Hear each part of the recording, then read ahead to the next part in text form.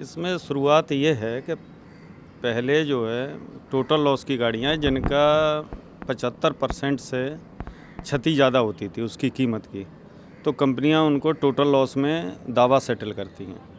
उसके बाद कबाड़ जो है कबाड़ी को दे दिया जाता था। जब ये बात संज्ञान में आई, नियामक कंपनी IRDA के, तो उसने कहा कि जो गाड़ी मोटर व्हीकल एक्ट 55 ये कहता है कि जो मेजर लॉस गाड़ियां हैं या जिनकी क्षति 75% से ऊपर है, उन गाड़ियों को दोबारा जनहित में रोड पे नहीं आना चाहिए।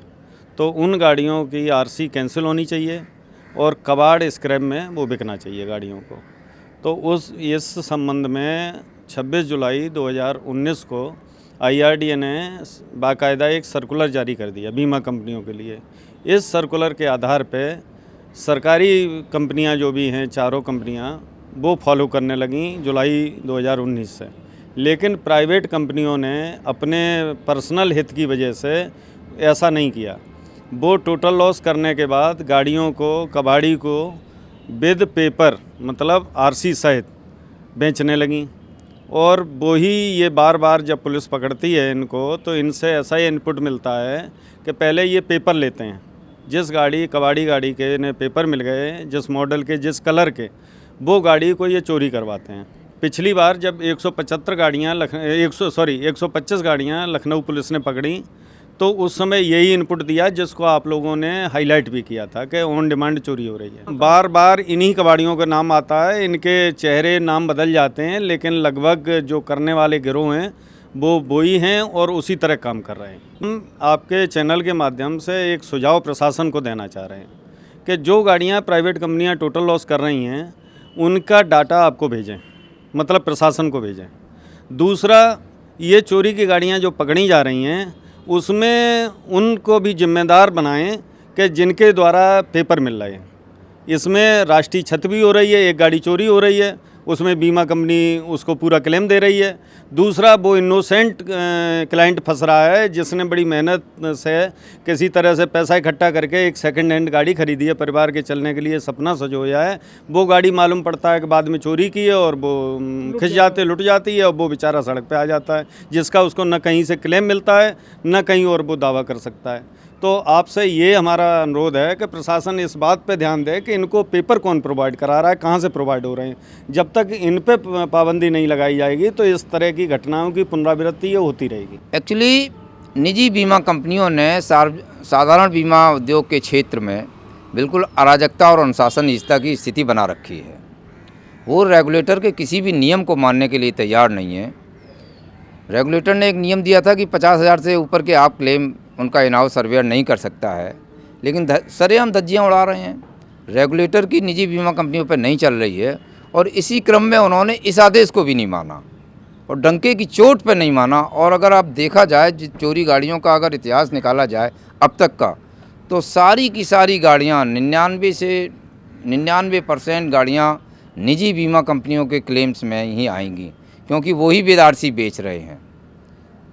अब उसमें जब वो तत्कालीन SP अनुराग बस्सी ने इस बात पर पहुँचे थे और वो निजी बीमा कंपनियों तक चले गए थे, लेकिन उनकी लॉबी इतनी मजबूत है ऑल इंडिया लेवल पे कि उन्होंने उस मामले को फिर दबा दिया। एकमात्र विकल्प है कि IRDA ने जो 2019 में सर्कुलर जारी किया था उसका सख्ती से पालन करा दिया जाए और कोई भी गाड़ी RC के तहत डिस्पोज ऑफ ना हो, कोई भी टोटल लॉस क्लेम RC के तहत डिस्पोज ऑफ ना हो। आलोक जी, हम यहाँ पे आपको एक और कोट करना चाहेंगे। मोटर व्हीकल एक्ट का सेक्शन 55 ये बिल्कुल क्लियर कहता है कि जब गाड़ियाँ मेजर डैमेज हो जाती हैं तो उनका सड़क पे चलना भी सिक्योरिटी पॉइंट ऑफ व्यू से भी और पब्लिक की लाइफ को भी, सार्वजनिक लाइफ को भी खतरा होता है। लेकिन निजी बीमा कंपनियों को न सरकार से कोई मतलब है, ना IRDA से कोई मतलब है और न सड़क पर चलने वाले लोगों से, आम लोगों से कोई मतलब है। देखिए, जहाँ तक ये बात है नेक्सस की, तो ये बात पूर्णतः गलत नहीं है और इसमें ऐसा कई बार होता है कि टोटल लॉस में जो गाड़ियाँ जाती हैं उनकी RC सरेंडर ना होके किसी नए ओनर को ट्रांसफ़र हो जाती है, जो नहीं होना चाहिए, नियमता नहीं होना चाहिए। और बेसिकली हमने जो चोर पकड़े और जो ये लग्जरी गाड़ी उठा रहे थे, उनका भी कुछ ऐसा ही इसमें कहना है। इसके अलावा हमारे कुछ अभी इसमें वांटेड भी हैं, तो जो हमारे वांटेड मिल जाएंगे तो उसके बाद इसमें और खुलासा होगा। रिगार्डिंग इंश्योरेंस कंपनीज़ किस तरह से बेसिकली आरसीज़ को सरेंडर नहीं कर रही हैं या जिन कंपनियों की गाड़ी हैं वो सरेंडर नहीं कर रही हैं, तो उनकी हम एक बेसिकली इन्वेस्टिगेशन में अभी इन चीज़ों को अपनी जांच के क्रम में पूरा लाएंगे और हर बिंदु पर इस पर जांच होगी और अगर इसमें किसी का भी रोल निकल के आता है तो उस पर कार्रवाई होगी। देखिए, अभी इसमें जो जांच रिपोर्ट चल रही है उसमें जिन बातों का आपने उल्लेख किया है उस पर पहले हम विस्तृत डेटा इकट्ठा कर रहे हैं। डिफरेंट कंपनीज से इसका डेटा मांगा जाएगा कि कितनी गाड़ियां उनके यहाँ टोटल लॉस में आई हैं और फिर इंश्योरेंस कंपनियों ने किन कंपनीज़ को किन किन का क्लेम किया है, किन गाड़ियों का। तो जिन गाड़ियों का क्लेम इंश्योरेंस कंपनी ने दे दिया है और जो टोटल लॉस में है उनकी आरसी सरेंडर हो जानी चाहिए।